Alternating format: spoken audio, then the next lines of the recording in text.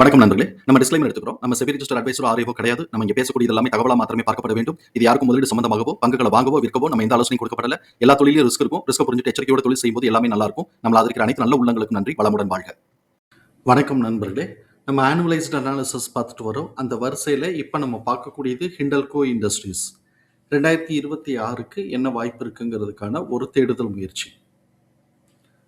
இவங்களுடைய அனாலிசிஸை பார்க்கும்போது ட்ரெண்ட்லைனை பொறுத்த வரைக்கும் ஸ்ட்ராங் பெர்ஃபார்மர் அப்படிங்கிற கிளாசிஃபிகேஷன்ஸ்குள்ளே வராங்க. High financial strength, affordability in valuation, டெக்னிக்கலாக மூமெண்டம் மாடரேட்லி புல்லிஷில் இருக்குது.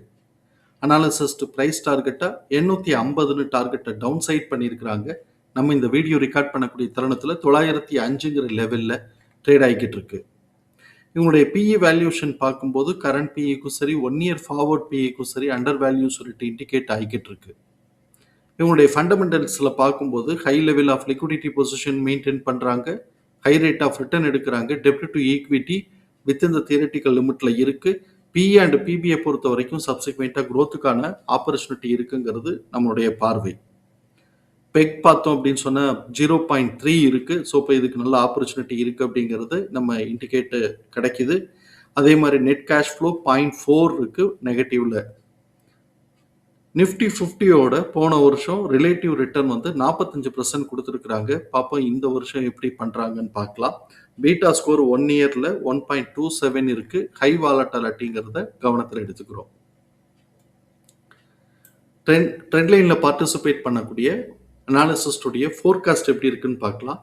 Revenue forecast for 2000 revenue forecast ஆனுவலைஸ்டாக பார்க்கும்போது 2026 முடியறதுக்கு பார்த்தோம் அப்படின்னு சொன்னோம்னா கிட்டத்தட்ட இவங்க ஒரு 9% க்ரோத்துக்கான ஆப்பர்ச்சுனிட்டி இருக்குன்னு எதிர்பார்க்குறாங்க. அதே இது 2027க்கு நம்ம பார்க்கும்போது கிட்டத்தட்ட ஒரு 5% க்ரோத்துக்கான ஆப்பர்ச்சுனிட்டி, 5 to 6% க்ரோத்துக்கான ஆப்பர்ச்சுனிட்டி இருக்குன்னு எதிர்பார்க்குறாங்க. ஆனால் டிமாண்ட் இருக்கக்கூடிய ப்ராடக்ட் தானே பார்ப்போம். இபிஎஸ் உடைய ஃபோர்காஸ்ட் ஆனுவலைஸ்டாக பார்க்கும்போது 0.2% குறைய வாய்ப்பு இருக்குன்னு எதிர்பார்க்குறாங்க. இவங்களுடைய ஆனுவலைஸ்டு டென்டேட்டிவ் பிஹேவியர் எப்படி இருக்க வாய்ப்பு இருக்குன்னு சொல்லிட்டு நம்ம சார்ட்ல மார்க் பண்ணியிருக்கிறோம். இப்போ நம்ம அதை பார்க்கறதுக்கு முன்னாடி 2025 ஹை அண்ட் லோ டீட்டெயில் பார்க்கலாம். 2025 டிசம்பர் மாதம் ஹை 890க்கு வச்சிருக்கிறான். அதே மாதிரி 2025 ஏப்ரல் மாதத்துக்கு லோ 546 வச்சிருக்கிறா. ஸோ இப்போ இதே மாதிரியான பேட்டர்ன் வருது அப்படின்னு சொன்னாக்க எப்படி நமக்கு இதே இது அப்படியே திருப்பி டிட்டோவாக ஃபாலோ பண்ணனா ஏப்ரலில் நமக்கு கொஞ்சம் லோவாக கிடைக்க வாய்ப்பு இருக்குங்கிறத கவனத்தில் எடுத்துக்கிறோம். டிட்டோவாக கிடைச்சா தான், இது கண்டிஷன் கிடையாது, பேட்டர்ன் கிடையாது, நம்ம ப்ரீவியஸ் இயரை ரெஃபரன்ஸ்க்கு எடுத்துக்கிறோம்.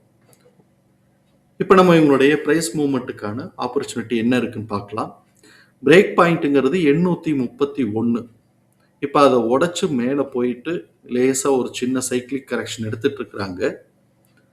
இந்த ஸ்ட்ராங் அப்சைட் மூவ்மெண்ட்டு சஸ்டெயின் ஆச்சு அப்படின்னு சொன்னால் நம்ம கவனத்தில் இருக்கக்கூடிய ப்ரைஸ் ரேஞ்சுங்கிறது 1006லேருந்து 1115.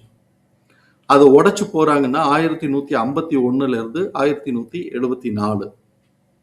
ஸோ இப்போ இந்த இடம் பார்த்தோம் அப்படின்னு சொன்னால் இதோடைய டிஸ்டன்ஸ் கொஞ்சம் நேரோவாக இருக்கிறதுனால ஃபர்தராக இதை மேலே உடைப்பானா அது கொஞ்சம் கஷ்டமாக இருக்கலாம்.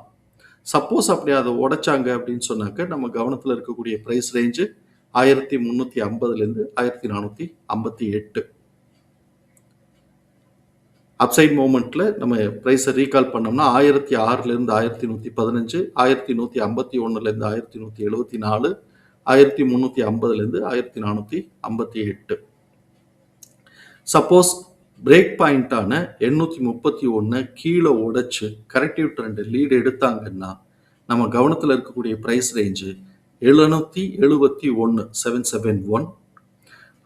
அதுக்கப்புறம் கீழே பிரேக் நல்லா கொடுத்தாங்க அப்படின்னு சொன்னாக்க 487, அப்புறம் 428. இந்த ப்ரைஸ்லலாம் நம்ம கொஞ்சம் கவனம் இருக்க வேண்டியது அவசியம்.